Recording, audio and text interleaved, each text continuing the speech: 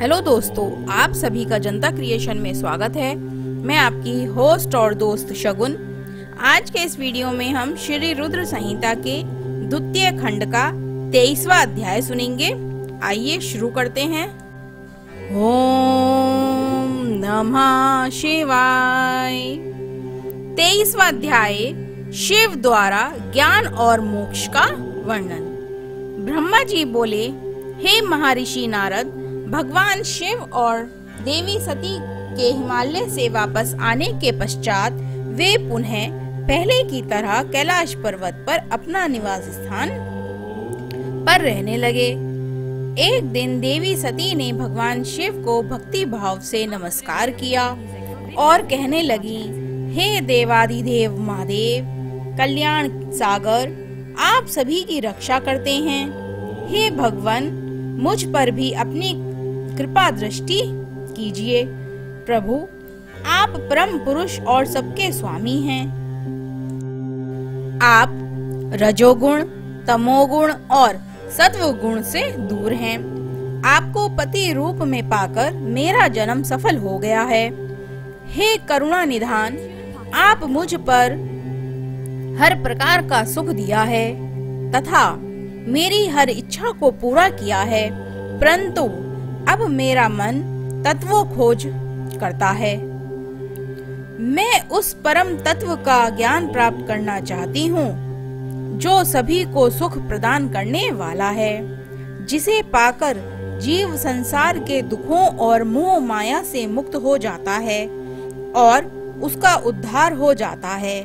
प्रभु, मुझ पर कृपा कर आप मेरा ज्ञान वर्धन करें।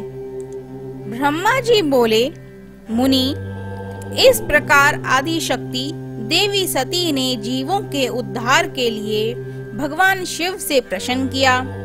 उस प्रश्न को सुनकर महान योगी, सबके स्वामी भगवान शिव प्रसन्नता पूर्वक बोले, हे देवी, हे दक्ष नंदिनी, मैं तुम्हें उस अमृतमयी कथा को सुनाता हूँ जिसे सुनकर मनुष्य संसार के सभी बंधनों से मुक्त हो जाता है। यही वह परम तत्व विज्ञान है जिसके उदय होने से मेरा ब्रह्म स्वरूप है। ज्ञान प्राप्त करने पर उस विज्ञानी पुरुष की बुद्धि शुद्ध हो जाती है। उस विज्ञान की माता मेरी भक्ति है। यह भोग और मोक्ष रूप को प्रदान करती है। भक्ति और ज्ञान सदा सुख प्रदान करता है। भक्ति के बिना ज्ञान और ज्ञान के बिना भक्ति की प्राप्ति नहीं होती है। हे देवी, मैं सदा अपने भक्तों के अधीन हूँ। भक्ति दो प्रकार की होती है, सगुण भक्ति और निर्गुण भक्ति। शास्त्रों से प्रेरित और हृदय के सहज प्रेम से प्रेरित भक्ति श्रेष्ठ होती है, परंतु किसी वस्तु की कामना स्वरूप की गई भक्ति निम्न कोटि की होती है। हे प्रिय, मुनियों ने सगुणा और निर्गुणा नामक दो भक्तियों के 9 भेद बताए हैं। श्रवण, कीर्तन, स्मरण, सेवन, दास्य, अर्चन, वंदन, सख्य और आत्मसमर्पण ही भक्ति के अंग माने जाते हैं, जो एक स्थान पर स्थिरता पूर्वक बैठकर तन मन को एकाग्रचित करके मेरी कथा और कीर्तन को प्रतिदिन सुनता है, इसे श्रवण कहा जाता है। जो अपने हृदय में मेरे दिव्य जन्म कर्मों का चिंतन करता है और उसको अपनी वाणी से उच्चारण करता है, इससे भजन रूप में गाना ही कीर्तन कहा जाता है। मेरे स्वरूप को नित्य अपने आसपास हर वस्तु में तलाश कर मुझे सर्वत्र व्यापक मानना और सदैव मेरा चिंतन करना ही स्मरण है। सूर्य निकलने से लेकर रात्रि तक, सूर्य अस्त तक हृदय और इंद्रियों से निरंतर मेरी सेवा करना ही सेवन कहा जाता है। स्वयं को प्रभु का किंकर समझकर अपने हृदय अमृत से भोग से भगवान का स्मरण दास्य कहा जाता है। अपने धन और वैभव के अनुसार 16 उपचारों के द्वारा मनुष्य द्वारा की गई मेरी पूजा अर्चन कहलाती है। मन, ध्यान और वाणी से मंत्रों का उच्चारण करते हुए इष्ट देव को नमस्कार करना वंदन कहा जाता है। ईश्वर द्वारा किए गए फैसले को अपना हित समझकर उसे सदैव मंगल मानना ही सख्य है। मनुष्य के पास जो भी वस्तु है वह भगवान की प्रसन्नता के लिए उनके चरणों में अर्पण कर उन्हें समर्पित कर देना ही आत्मसमर्पण कहलाता है। भक्ति के यह 9 अंग भोग और मोक्ष प्रदान करने वाले हैं। ये सभी ज्ञान के साधन मुझे प्रिय हैं। मेरी सांगोपांग भक्ति ज्ञान और वैराग्य को जन्म देती है। इससे सभी अभिष्ट फलों की प्राप्ति होती है।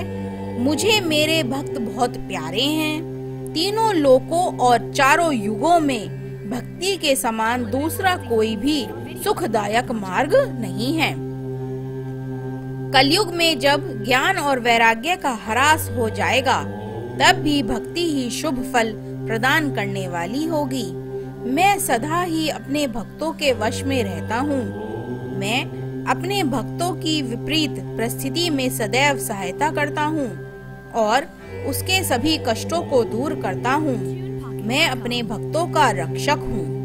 ब्रह्मा जी बोले, नारद, देवी सती को भक्त और भक्ति का महत्व सुनकर बहुत प्रसन्नता हुई। उन्होंने भगवान शिव को प्रणाम किया और पुनः शास्त्रों के बारे में पूछा। वे यह जानना चाहती थीं कि सभी जीवों का उद्धार करने वाला, उन्हें सुख प्रदान करने वाला, सभी साधनों का प्रतिपादक शस्त्र कौन सा है। वे ऐसे शस्त्र का महात्म्य सुनना चाहती थीं। सती का प्रश्न सुनकर शिवजी ने प्रसन्नता पूर्वक सब शस्त्रों के विषय में देवी सती को बताया। महेश्वर ने 5 अंगों सहित तंत्र शस्त्र, यंत्र शस्त्र तथा सभी देवेश्वरों की महिमा का वर्णन किया। उन्होंने इतिहास की कथा भी सुनाई, पुत्र और स्त्री के धर्म की महिमा भी बताई। मनुष्यों को सुख प्रदान करने वाले वैदिक शास्त्र तथा ज्योतिष शास्त्र का भी वर्णन किया। उन्होंने